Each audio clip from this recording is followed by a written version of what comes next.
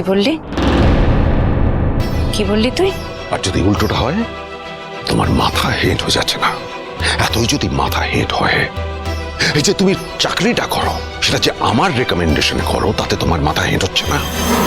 যে রোজগারটা তুমি করছো সেটা আমার রেকমেন্ডেশনে করছো, আমার জন্য করছো, তাতে তোমার মাথা হেট হচ্ছে না বুবলাই? কোনোদিন তোমাকে এই কথাগুলো বলে নিজেকে এত ছোট করতে হবে সেটা আমি কোনোদিন ভাবিনি। আজকে তুমি আমার সাংঘাতিক জায়গায় ধাক্কা দিয়েছো বুবলাই। তুই তোর মাকে অপমান করেছিস, যেটা আমি মেনে নিতে পারছি না। ভালো করে ভেবে দেখো বুবলাই, আজ যে জায়গাটায় তুমি দাঁড়িয়ে কথা বলছো সেই জায়গাটা তোমার কোথা থেকে তৈরি হয়েছে?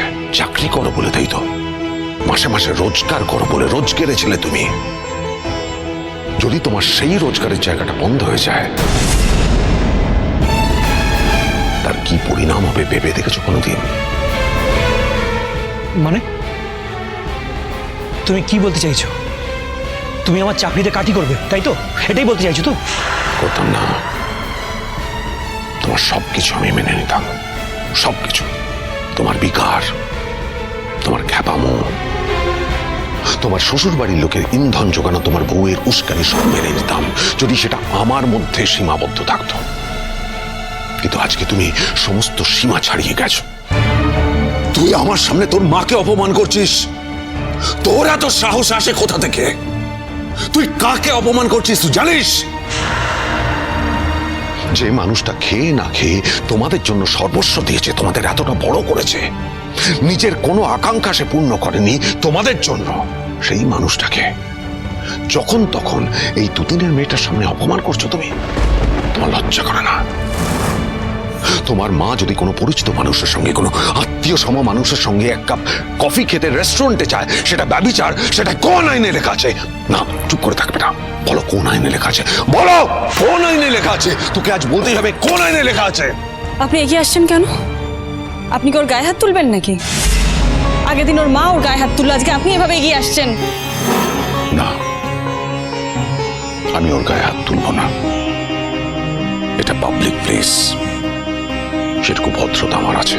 কিন্তু বুবলাইও জানে, যদি আমি চাই, ওকে শাসন করার অধিকার আমার আছে, ওর গায়ে হাত তোলার অধিকার আমার আছে।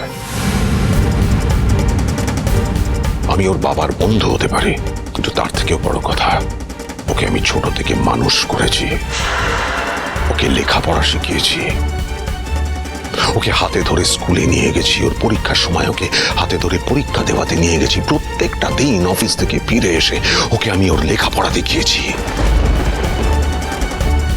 আজকে যে ও চাকরিটা করছে তার পিছনে আমার ভূমিকা আছে, আজকে যে রোজগারটা করছে তার পিছনে আমার ভূমিকাটা আছে, আজকে ও যে বিয়ে করেছে তার পিছনে আমার ভূমিকা আছে, ও যে এত বড় হয়েছে তার পিছনে আমার ভূমিকা আছে। যার জীবনের পিছনে আমার এতটা ভূমিকা আছে, তাকে শাসন করার অধিকার আমার আছে।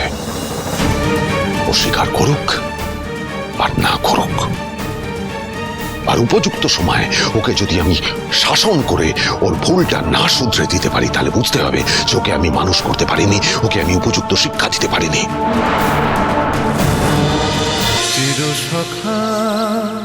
চিরসখা সোম থেকে রবি প্রতিদিন রাত ৯টায় স্টার জলসায় ও জিও হটস্টারে।